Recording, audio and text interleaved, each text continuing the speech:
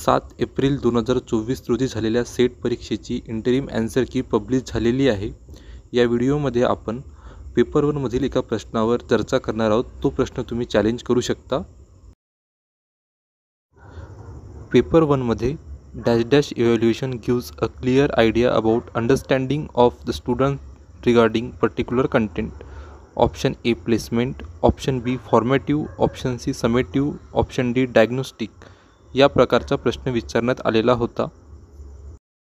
Interim answer की येण्याच्या आधी यूट्यूबवर किंवा काही क्लासेसच्या जेवढ्या ॲन्सर कीज अवेलेबल होत्या त्याच्यामध्ये याचं ऑप्शन बी किंवा ऑप्शन डी करेक्ट असणार याच्यावर चर्चा सुरू होत्या. परंतु इंटरिम ॲन्सर कीमध्ये याचं ऑप्शन सी समेटिव्ह हे उत्तर करेक्ट दिलेले आहे. या प्रश्नाच्या योग्य उत्तराकडे जाण्यासाठी आपण एकदा इव्हॅल्युएशनचे सर्व टाईप्स बघूया. त्याच्यामध्ये प्लेसमेंट, फॉर्मेटिव्ह, समेटिव्ह, डायग्नोस्टिक हे चारही टाईप आहेत. प्लेसमेंट इव्हॅल्युएशन म्हणजे असं इव्हॅल्युएशन जे टीचिंग स्टार्ट होण्याच्या आधी सुरू होतं. म्हणजे जेव्हा शिक्षक एखादा टॉपिक वर्गामध्ये शिकवतात तर तो टॉपिक मुलांना समजण्यासाठी मुलांना काही गोष्टी आधी माहीत असायला हव्यात. मग मुलांना त्या गोष्टी माहीत आहेत की नाही हे माहीत करण्यासाठी शिक्षक मुलांना काही प्रश्न विचारतात. अशा प्रकारच्या इव्हॅल्युएशनला आपण प्लेसमेंट इव्हॅल्युएशन म्हणतो. हे टीचिंग स्टार्ट होण्याच्या आधी केलं जातं. त्याच्यानंतर फॉर्मेटिव्ह इव्हॅल्युएशन हे during the programme, during the course केलं जातं. म्हणजे शिक्षकांनी जे एखादा टॉपिक शिकवला त्याच्यानंतर शिक्षक एखादी युनिट टेस्ट कंडक्ट करतात. मग विद्यार्थ्यांना ते समजलेलं आहे की नाही याची पडताळणी होते. मग विद्यार्थ्याला ते समजले नसेल तर तो फीडबॅक विद्यार्थ्याला दिला जातो. शिक्षकांना पण फीडबॅक मिळतो, ते त्यांची टीचिंगमध्ये चेंजेस करू शकतात. अशा प्रकारचा जो इव्हॅल्युएशन असतो त्याला आपण फॉर्मेटिव्ह इव्हॅल्युएशन म्हणतो. त्यानंतर डायग्नोस्टिक इव्हॅल्युएशनविषयी बघायचं गेलं तर हा एक स्टेप फर्दर, म्हणजे विद्यार्थ्याला जर एखादी गोष्ट समजली नसेल तर मग त्याला ती का नाही समजली, म्हणजे टीचिंगमध्ये येणारे प्रॉब्लेम हे सगळे ॲनालाइज करून ज्या पद्धतीचा इव्हॅल्युएशन होतो त्याला आपण डायग्नोस्टिक इव्हॅल्युएशन म्हणतो. त्यानंतर समेटिव्ह इव्हॅल्युएशन हा वर्षाच्या शेवटी एकदम इंडला अशा प्रकारचा इव्हॅल्युएशन केला जातो. यामध्ये मुख्यतः अचिव्हमेंट मेजर केली जाते. आता आपल्याला प्रश्नामध्ये विचारलेलं आहे dash dash evaluation gives a clear idea about understanding of the student regarding particular content. आता पर्टिक्युलर कंटेंट टीच केल्यानंतर त्याची जी अंडरस्टँडिंग आहे विद्यार्थ्यांमध्ये ते आपल्याला फॉर्मेटिव्ह इव्हॅल्युएशनमधून माहिती होऊ शकते. फॉर्मेटिव्ह इव्हॅल्युएशन त्यासाठीच असते की जो कंटेंट आपण विद्यार्थ्यांना प्रोव्हाइड केलेला आहे, जो कंटेंट आपण त्यांना शिकवलेला आहे ते विद्यार्थ्यांना कितपत अंडरस्टँड झालेलं आहे. परंतु प्रश्न त्याच्यामुळेच खूप साऱ्या ॲन्सर कीमध्ये याचं ॲन्सर फॉर्मेटिव्हसुद्धा दिलेलं होतं.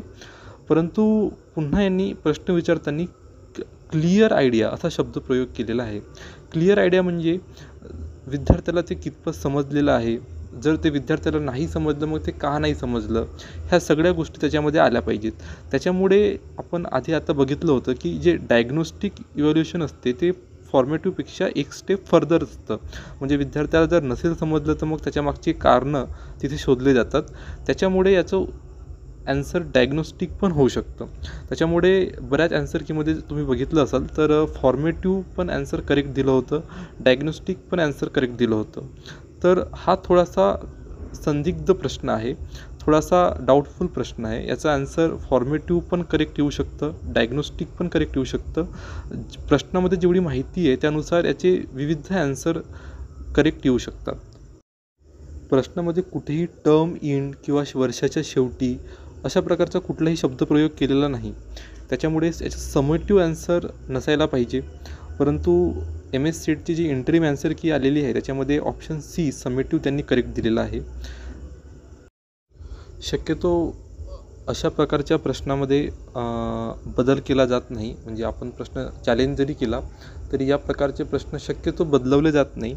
परंतु जर तुमचा स्कोर खूप कट ऑफच्या जवळ आहे, 1-2 मार्क्सचा फरक किंवा एकदम कट ऑफ एवढेच मार्क्स तुम्हाला जर असतील, प्रिव्हियस कट ऑफ एवढेच मार्क्स, आणि जर तुम्ही ऑप्शन बी किंवा ऑप्शन डी फॉर्मेटिव्ह किंवा डायग्नोस्टिक जर केलं असेल तर तुम्ही एक रिस्क घेऊ शकता. कदाचित ह्या सगळ्या बाबी जर सेट विभागाच्या लक्षामध्ये आलं तर फायनल ॲन्सर कीमध्ये याचं ऑप्शन बी डी करेक्ट, म्हणजे बी पण करेक्ट, डी पण correct, otherwise B C D correct, असा काही बदल होऊ शकतो, पण त्याचे चान्सेस खूप कमी आहेत. जे अशा प्रकारचे प्रश्न असतात थेरॉटिकल प्रश्न, थेरी बेसिसचे प्रश्न, यांच्यामध्ये शक्यतो बदल केला जात नाही. परंतु जर कट ऑफच्या अगदी जवळ असाल, 1-2 मार्कमुळे काही कमी जास्त होईल असं जर तुमच्या मनामध्ये असेल आणि जर तुम्ही ऑप्शन बी किंवा ऑप्शन डी केले असाल तर एक रिस्क म्हणून तुम्ही चॅलेंज करू शकता.